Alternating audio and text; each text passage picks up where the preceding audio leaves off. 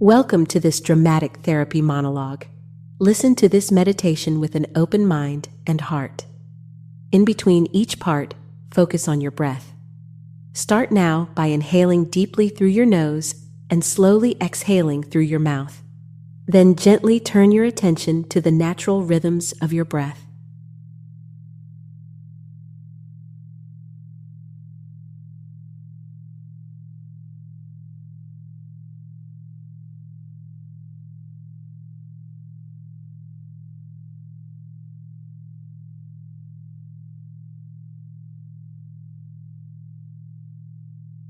Let me tell you something raw, something that feels like turning out my insides for you to see. My name is Marianne. I want to share a truth that sticks to me like old gum under an ancient desk. I have learned the taste of anticipation, the greasy countdown toward Friday nights or quiet Sunday afternoons. Just me, alone in the brittle glow of a screen. My heart has a calendar, and it marks days with meals instead of milestones. When the house grows still and nobody asks me for anything, I almost tremble, almost shiver with relief. And then I eat. I eat because I want to feel something more than the echo of my own worries.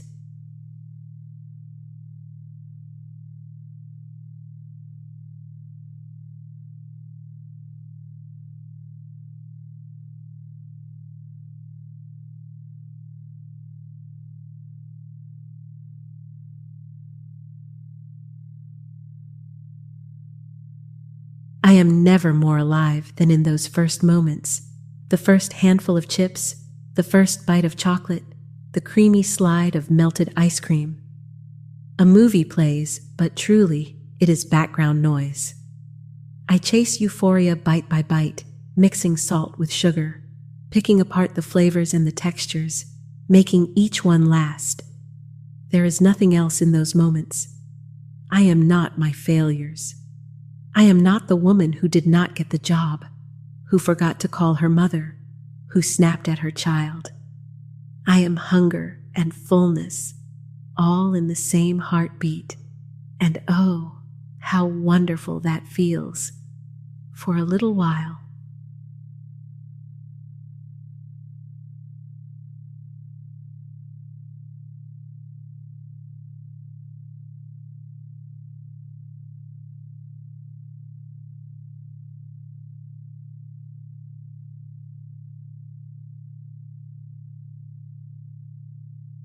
It starts so innocently.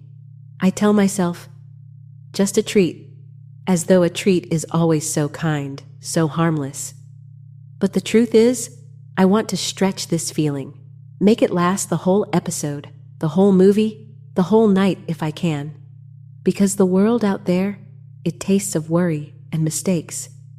But here, mouth full, mind busy, I almost believe life is supposed to be this sweet, this rich, this simple.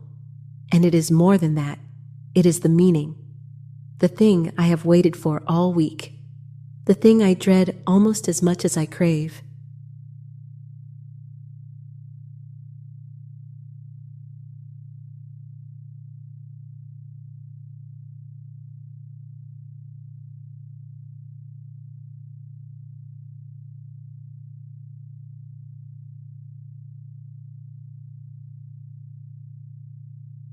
And here is where the shame comes, slow and slippery, sliding under my skin about the time my stomach starts to ache, when the last bag is empty, the last plate wiped clean.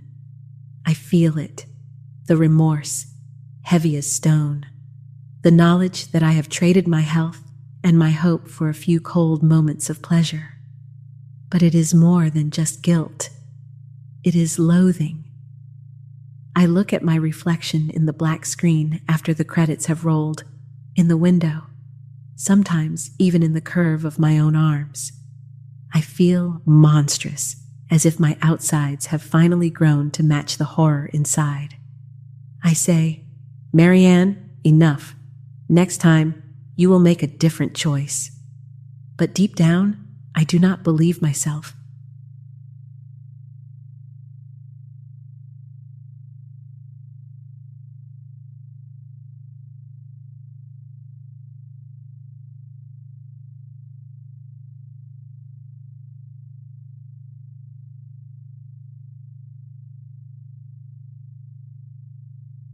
Why do I do it? Why do I risk everything, my confidence, my arteries, my promise to myself, for this? The truth is harder than the chewing. I learned young that comfort is a rare thing. My parents fought. My father drank too much. My mother cried silently in the kitchen. And sometimes the only time we all fell silent was when there was food on the table. Food did not yell at me. Food did not raise a hand or a voice. Food, sweet, creamy, lush food, smoothed out the sharp shards inside me. Instead of feeding hunger, I fed the ache. I kept on feeding it even when it started to turn on me.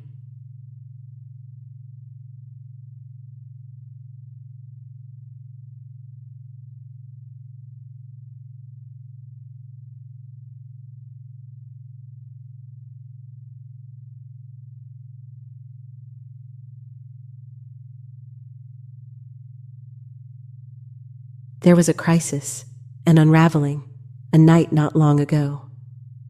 My daughter saw me emptying a crumpled cookie wrapper into the trash, her face small and worried in the shadowy hall.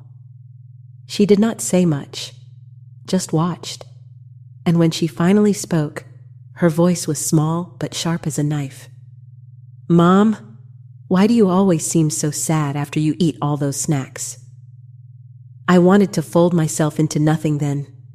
I wanted to lie and say I was fine, but I could not.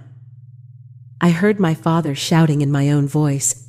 I heard my mother's silence swelling in the room. I had passed my inheritance on.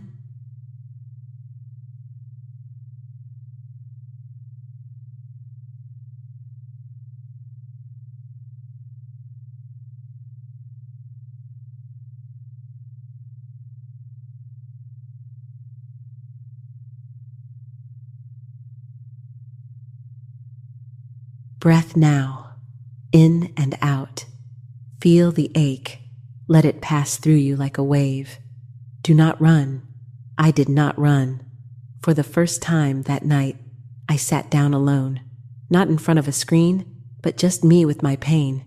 I let myself grieve not just for my sighs or the wrappers or the ache in my belly, but for every lost evening, every quieted hope, every bit of sweetness that had turned sour. My hands shook, my heart thudded, and to my own astonishment, I did not die from it. I just cried. I cried, and I waited for the feeling to pass. I started to see that I was not just an eater, not just a watcher.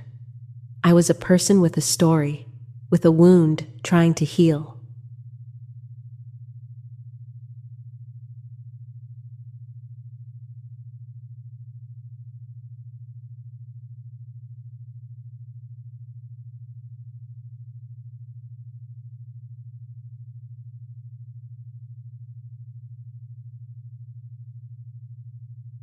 Transformation does not happen overnight, but it does begin with a moment of brutal honesty. I look at myself now, not with hatred, but with a kind of tentative love.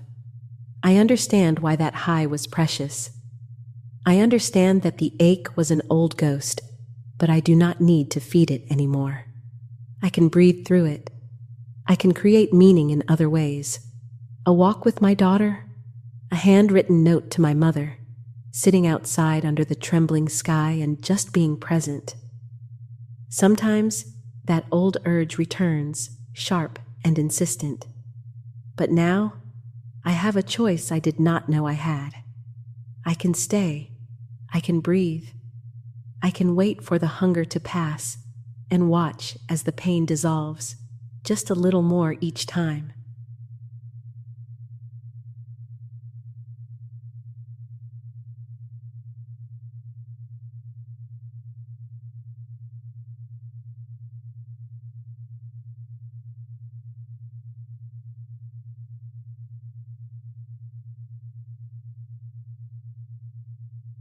If you know this pattern, if your heart counts down days by meals and wrappers and secret plans, if you have ever felt monstrous or desperate or alone, know that you are not alone.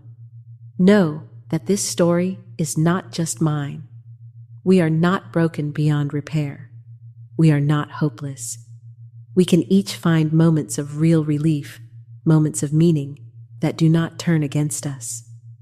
Every piece of healing begins with seeing and feeling and being honest with ourselves, and then breathing through it.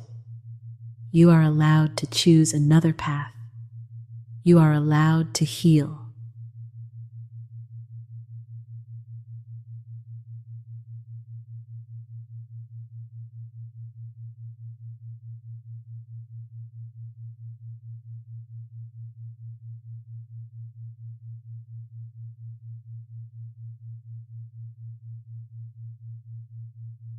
Thank you for listening to my truth. Now, linger with your breath.